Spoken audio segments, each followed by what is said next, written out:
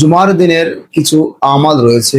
এই আমালগুলি যদি আমরা করে নিতে পারি তাহলে আমাদের জীবনকে আল্লাহ সুবহানাহু ওয়া তাআলা উজ্জ্বল করে দেবেন।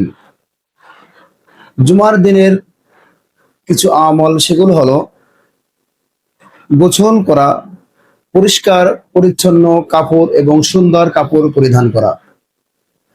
জুমার দিনে সূরাতুল কাহফ তেলাওয়াত করা, কেননা সূরাতুল কাহফ যদি কেউ তেলাওয়াত করে 2 জুমা পর্যন্ত তাহার চেহারা উজ্জ্বল থাকিবে। সুবহানাল্লাহ। জুমার দিনের আমল হলো দ্রুত মসজিদে যাওয়া।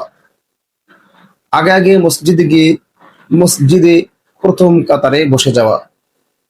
জুমার দিনের আমাল হলো বেশি বেশি দোয়া ও ইস্তেগফার পাঠ করা, কেননা আল্লাহ সুবহানাহু ওয়া তাআলা জুমার দিনের যে কোনো একটি সময় আল্লাহ তাআলা বান্দার দোয়া কবুল করে থাকেন।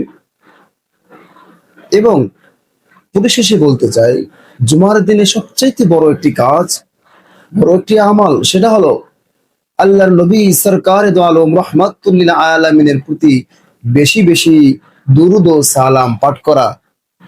আমরা যদি বেশি বেশি দুরূদ ও সালাম পাঠ করতে পারি, বিশেষ করে জুমার দিনে, তাহলে আল্লাহ সুবহানাহু ওয়া তাআলা অবশ্যই আমাদের জীবনকে উজ্জ্বল করবেন, আলোকময় করবেন এবং সুন্দর করে দেবেন।